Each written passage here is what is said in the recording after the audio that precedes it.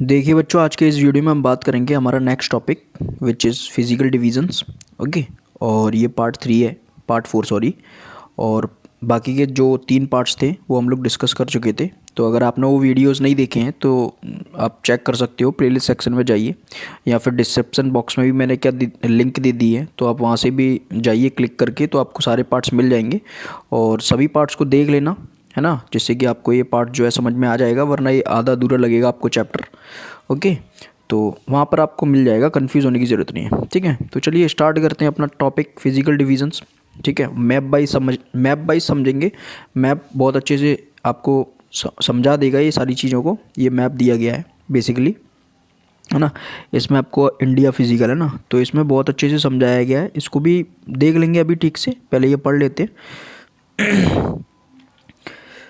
India is marked by a diversity of physical features such as mountains, plateaus, plains, coasts and islands। ठीक है, तो आपको पता है इंडिया के अंदर इतनी सारी डाइवर्सिटी है फिजिकल फीचर्स में भी, है ना। फिजिकल मतलब कि उसका जो भौगोलिक आपका क्षेत्र है इस तरीके से, है ना। तो वहाँ पर आपका देख सकते हैं कि माउंटेन्स पाए जाते हैं, है ना, पर्वत आपको यहाँ पे मिल जाएंगे।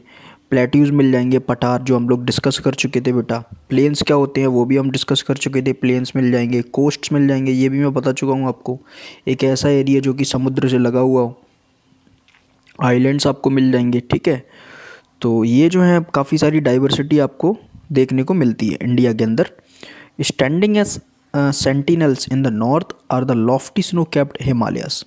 अगर आप ऊपर की ओर जाएंगे, जैसे ये इंडिया का मैप है, तो ये इंडिया में ऊपर नॉर्थ की ओर अगर आप जाएंगे, यहाँ पर ये नॉर्थ है पूरा, तो ये जो पूरा हिमालय रीजन है आपका, है ना, जो कि पूरा बर्फ़ से घिरा हुआ है। तो यही बात आपकी इसमें बताई गई है। स्नो कैप्ड हिमालयाज है, हिम प्लस आल है। मीन इसका मतलब होता है द अबॉर्ड ऑफ स्नो, है ना। तो हिम मतलब कि बर्फ़ होती है, आल है मतलब कि आपका घर होता है, तो मतलब बर्फ़ का घर एक तरीके से बोल सकते हो आप इसे, इस तरीके से भी समझ सकते हो इसका मीनिंग। और the Himalaya mountains are divided into 3 main parallel ranges. ठीक है, तो हिमालयन के जो जितने भी सारे माउंटेन्स हैं वो सभी को 3 पार्ट्स में एक्चुअली डिवाइड करके रखा हुआ है और 3 पैरेलल रेंजेस हैं, है ना। और इसको अगर आप पढ़ेंगे तो 3 जो पैरेलल रेंजेस है कौन कौन सी हैं। अब सबसे ऊपर की जो सबसे नॉर्दर्न मोस्ट है, बिल्कुल टॉप मोस्ट पर, उसको अगर अपन बोलते हैं ग्रेट हिमालय या हिमाद्री। ठीक है, ये बात आपको याद रखनी है। और the world's highest peaks are located in this range. तो आपको पता होगा कि माउंट एवरेस्ट जो है वो यहीं पे पाई जाती है ना, हाईएस्ट पीक है इन द वर्ल्ड। ओके, तो ये बात आपको याद रखनी है, जो कि ग्रेट हिमालय हिमाद्री में पड़ता है। अब मिडिल हिमालय में, और इसे हिमाचल भी बोलते हैं, lies to the south of Himadri.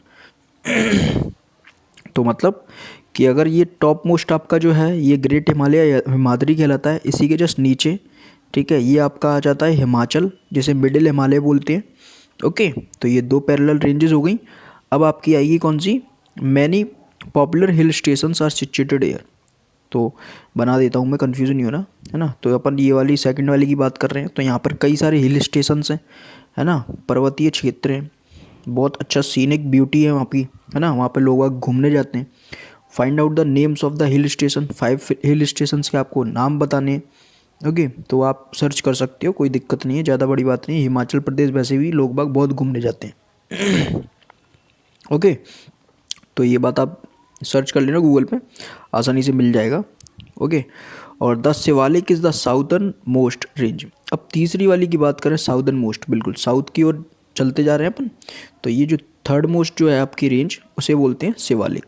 तो पहली वाली आपको याद रखनी है, ये थी हिमाद्री, है ना, जिसे ग्रेट हिमालय भी बोलते हैं। और सेकंड वाली आपकी थी क्या, हिमाचल। ठीक है, ये बात याद रखना आप, हिमाचल या मिडिल हिमालय। और जो थर्ड वाली जो थी वो जो शिवालिक बोलते हैं। ठीक है, तो ये बात आपको याद रखनी है। अब आप पढ़ेंगे नेक्स्ट क्या दिया गया है, प्लेन्स के बारे में। ठीक है, the northern Indian plains lie to the south of the Himalayas. अब हिमालय के जस्ट और नीचे अगर आप आएंगे तो आपको नॉर्दर्न इंडियन प्लेन्स मिलेंगे, मैदानी क्षेत्र मिलेंगे। They are generally level and flat, वो थोड़े समतल हैं, है ना, सपाट हैं। These are formed by the alluvial deposits laid down by the rivers the Indus, the Ganga, the Brahmaputra and their tributaries. और ये जो प्लेन्स है ना, यहाँ पर खेती वेती इजीली की जाती है बेटा, क्योंकि यहाँ पर नदियों द्वारा पानी आता है पानी मिल जाता है सिंचाई करने के लिए खेतों के लिए, है ना, सफिशिएंट मात्रा में, सफिशिएंट अमाउंट में। और ये जो पानी है आपका डिपॉजिट्स लेकर आती है, एलुवियल डिपॉजिट्स। एलुवियल डिपॉजिट्स अपन पढ़ लेते हैं। देखो एलुवियल डिपॉजिट्स बेसिकली होता क्या है, तो देखो एलुवियल डिपॉजिट्स का मतलब यहाँ दिया रखा है, these are very fine soils, है ना, छोटे छोटे मिट्टी के कण होते हैं, ब्रॉड बाय रिवर्स, रिवर्स लेकर आती है अपने साथ, and deposit in the river basins. और ये डिपॉजिट कहाँ करती है, जहाँ पर पानी का थोड़ी स्पीड कम हो जाती है वहाँ पर ये डिपॉजिट करना स्टार्ट कर देती है। ओके, तो ये बात आपको याद रखनी है। और ट्रिब्यूटरीज आपको पता होना चाहिए कि ट्रिब्यूटरी क्या होती है, सहायक नदी, a river or stream which contributes its water to a main river by discharging it into main river from either side. Okay, तो ये बात आपको याद रखनी है, एक ऐसी नदी जो कि एक ऐसी नदी या एक ऐसी धारा जो आपकी किसी एक वाटर में मिल रही है, यानी कि कौन से वाटर में, किस वाटर रिवर में, आपकी मेन रिवर में, ना। तो इस तरीके से आपको याद रखना है, ट्रिब्यूटरीज मतलब कि सहायक नदियाँ होती हैं, छोटी छोटी नदियाँ होती हैं जो कि एक बड़ी नदी में मिलती है। ओके, तो ये बात आपको याद रखनी है। तो रिवर्स कौन कौन सी आपकी बहती हुई निकलती है वहाँ से, इंडस हो गई, गंगा हो गई, ब्रह्मपुत्र हो गई, है ना। और इन सभी बड़ी नदियों की जो सहायक नदियाँ होती हैं छोटी छोटी, वो आप पढ़ेंगे इन द नेक्स्ट क्लासेस, है ना। तो देखेंगे these river plains provide fertile land. तो ये जो प्लेन्स हैं आपके, है ना, मैदान बने, तो ये इस जगह पर डिपॉजिट जब किया वहाँ पे मट्टी वट्टी जमा होगी, तो मट्टी आपको पता है कि फसल के लिए बहुत सही रहती है ना, बिना मट्टी के तो फसल उगती नहीं है। आपकी लैंड जो है फर्टाइल बनती है, उपजाऊ बनती है फॉर कल्टीवेशन, खेती किसानी के लिए। That is the reason for high concentration of population in this plains. तो यही कारण है कि आपका प्लेन्स पर सबसे ज़्यादा मात्रा में पॉपुलेशन आपकी मिलती है ना, लोग बाग यहाँ पर जनसंख्या सबसे ज़्यादा आपको यहीं पे मिलेगी, है ना, प्लेन्स पर मिलेगी, है ना, क्योंकि सारी चीज़ें आपको प्रोवाइड हो जाती हैं, खाना पीना रहना पानी वगैरह सब कुछ। ओके, तो ये बात आपको याद रखनी है। अब वेस्टर्न पार्ट में अपन जाएंगे, इंडिया के वेस्टर्न पार्ट में गए तो आपको ग्रेट इंडियन डेजर्ट देखने को मिलेगा, ठीक है, रेगिस्तान मिलेगा। It is a dry hot Sandy stretch of land, it has very little vegetation. तो बहुत ही छोटा सा मतलब पैराग्राफ बताया है इसका डेजर्ट का बेचारे का, कि वेस्ट पार्ट में आपके इंडिया के, है ना, ड्राई रहता है, सूखा रहता है, गर्म रहता है, रेत रेत, पूरा लैंड जो है रेत से भरा हुआ है, सैंडी स्ट्रेच ऑफ लैंड। और बहुत ही कम जो है आपकी वेजिटेशन पाई जाती है, मतलब कि पेड़ पौधे बहुत कम रहते हैं। देखो मैप में देख लेंगे अपन, ये हिमालय था, इसके जस्ट नीचे यहाँ से नदियाँ बहती हुई यहाँ पे आती है फ्लैट लैंड पर, ये आपके नॉर्दर्न प्लेन्स हैं। ओके, और ये आपका वेस्ट पार्ट में जो है आपका डेजर्ट एरिया है। ओके, तो होप सो समझ में आया होगा। अब देखते हैं, to the south of northern plains lies the peninsular plateau. तो अगर अपन नॉर्दर्न प्लेन्स के जस्ट नीचे और जाएंगे, साउथ में जाएंगे, तो आपको पेनिनसुलर प्लेट्यू मिलेंगे, है ना, पठारी क्षेत्र। ओके, प्लेट्यूज हम लोग पढ़ चुके हैं, है ना। तो it is triangular in shape, इसका शेप जो है वो आपका ट्राइंगुलर मिलेगा। और the relief is highly uneven.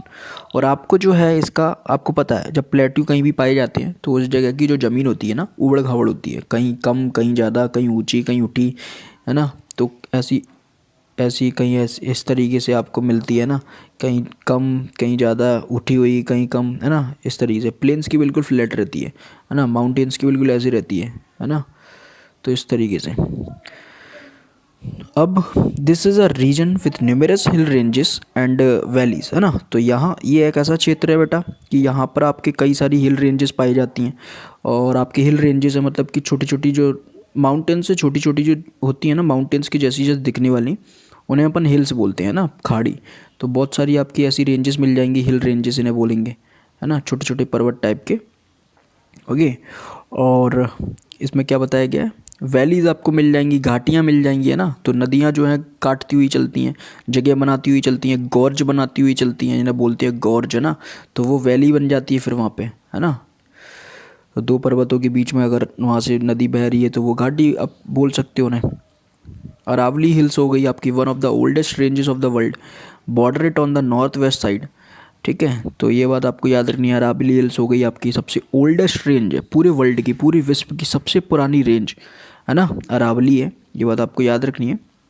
और वो भी नॉर्थ वेस्ट साइड है, नॉर्थ ये हो गया, ये वेस्ट हो गया, तो इस साइड आपकी पड़ती है ना। तो ये बात आपको याद रखनी है। The Vindhyas and the Satpura are the important ranges. Vindhyas है आपकी, सतपुड़ा है, ये बेसिकली मध्य प्रदेश में आपको देखने को मिलती है। है ना, इम्पोर्टेंट रेंजेस हैं पर्वतों की। और the reverse Narmada and Tapi flow through these ranges, और इसी रेंजेस से आपकी नर्मदा है, तापी नदी है, ये दोनों नदियाँ जो हैं बहती हुई निकलती हैं ना। और these are west flowing rivers the drain into the Arabian sea, ये एक ऐसी नदियाँ हैं जो अपना पानी कहाँ गिराती हैं, ये अपना पानी जो है अरेबियन सी, अरब सागर में गिराती हैं। देखो ये प्लेटूज रीजन है, ये येलो आपको दिखाई दे रहा है, ये पूरा प्लेटू रीजन है। ओके, तो प्लेन से जस्ट साउथ में ही तो है। अब यहाँ ये देखेंगे विंध्यन रेंज है, सतपुड़ा रेंज है, ये मध्य प्रदेश है पूरा, है ना। यहाँ से ये नदियाँ गई, ये देखो अरेबियन सी में इसने पानी गिरा दिया। ओके, इस टाइप से मैप से पूरा समझ में आ जाएगा आपको। अब देखेंगे कहाँ थे, द वेस्टर्न घाट्स और Sahyadris border the plateau in the west and the Eastern Ghats provide the eastern boundary. तो आप देख लेंगे वेस्टर्न घाट, आपको वेस्ट में आपको वेस्टर्न घाट मिलता है, मतलब वो भी एक टाइप का प्लेट्यूज ही हैं, और ईस्टर्न घाट आपको ईस्ट में मिलता है। ठीक है, तो ये ईस्टर्न बाउंड्री बन गई, वेस्टर्न घाट वेस्टर्न बाउंड्री बनाता है। ओके, तो while the Western Ghats are almost continuous the Eastern Ghats are broken and uneven. तो इसका मतलब ये कि देखो आपको वेस्टर्न घाट देख रहे हैं, आप लाइन देख रहे हो, जो लाइन है ना ये ऑरेंज ऑरेंज टाइप की, रेड रेड, ये बिल्कुल आपको कंटिन्यूअसली मिलेगी, है ना। ये देखो कंटिन्यूअसली है। और ये ईस्टर्न घाट की देख लेंगे, टूट गई, यहाँ से टूट गई, यहाँ से टूट गई, ऐसे ऐसे, है ना, अनइवन आपको मिलेगी, कहीं टूटी हुई है, कहीं अनइवन है, इस तरीके से, है ना, कहीं है कहीं नहीं है, इस तरीके से मिलेगी आपको। अब प्लेट्यूज का क्या रोल होता है, तो the plateau is rich in minerals like coal and iron ore. ठीक है, तो प्लेट्यूज में, पठार में आपके क्या क्या चीज़ें पाई जाती हैं, तो मिनरल्स बहुत ज़्यादा पाए जाते हैं, जैसे कि आपका कोयला हो गया, जैसे कि आपका लोहा हो गया, ये सारी चीज़ें आपको मिलती हैं, है ना। तो काफ़ी रिच होते हैं वो मिनरल्स में, है ना, तो ये सारी मिनरल्स जो हैं वो वहीं पाए जाते हैं। डू यू नो पढ़ लेते हैं अपन, ठीक है, नेक्स्ट पेज पे जाने से पहले कि इसमें क्या बताया गया है। The Ganga and the Brahmaputra form the world's largest delta the Sundarbans delta. तो ये बात याद रखना कि गंगा और ब्रह्मपुत्र नदी से बनाया गया सबसे बड़ा डेल्टा, लार्जेस्ट डेल्टा है पूरे विश्व का, उसे सुंदरबन डेल्टा बोलते हैं। फैक्ट है, फैक्चुअल डाटा है, याद करना है। और ये जो डेल्टा है इस ट्राइंगुलर इन शेप, है ना, ट्राइंगुलर शेप है इसका। It is an area of land formed at the mouth of the river where rivers enter the sea, that point is called the mouth of the river.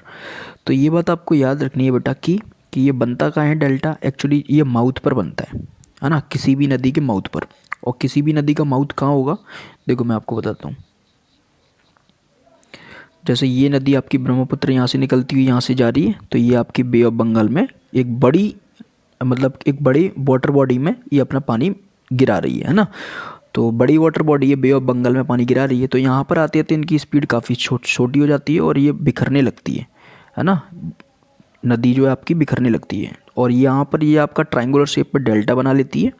तो यही आपको, जब कोई नदी एक बड़ी वाटर बॉडी में अपना पानी गिराने से पहले, है ना, उस जगह को अपन क्या बोलते हैं, उसका माउथ बोलते हैं, मोहाना बोलते हैं। जिस जगह वो उससे मिलती है, बड़ी नदी में अपना पानी गिराने वाली होती है, उसी जगह को उसका क्या बोलते हैं, देखो ये लिखा हुआ है ना, वेयर रिवर्स एंटर द सी, जब सी में मिलने से पहले रिवर्स, है ना, उस पॉइंट को ही क्या बोलते हैं, माउथ ऑफ द रिवर, उस रिवर का माउथ बोला जाता है। तो ये बात आपको याद रखनी है, काफ़ी इंपॉर्टेंट टर्म्स है। अब देखेंगे to the west of the Western Ghats and the east of the Eastern Ghats lie the coastal plains. तो कोस्टल प्लेन्स आपको मिल जाएंगे, है ना, जैसे वेस्टर्न घाट्स में कोस्टल प्लेन्स मिल जाएंगे, ईस्टर्न घाट्स में आपको कोस्टल प्लेन मिल जाएंगे। यहाँ पर देखो, ये देखो कोस्टल प्लेन्स, समुद्र से लगी हुई ज़मीन, है ना, पानी से लगी हुई ज़मीन आपकी कोस्ट कहलाती है, तटीय क्षेत्र। ईस्टर्न घाट्स पर भी मिल जाएंगे आपको coastal ghat, coastal areas. Okay, तो the western coastal plains are very narrow.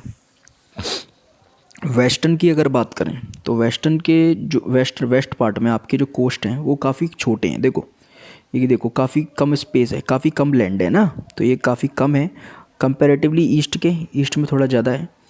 The eastern coastal plains are much broader, थोड़ा चौड़ा है। ईस्टर्न कोस्टल प्लेन्स जो है वो थोड़े चौड़े हैं, जहाँ पर आंध्र प्रदेश पड़ता है, तमिलनाडु पड़ता है, इस तरीके से। और केरला वगैरह जगह पर जो है आपके गोवा वगैरह में ये थोड़े जो हैं नैरो जोन है ना, कम है जगह।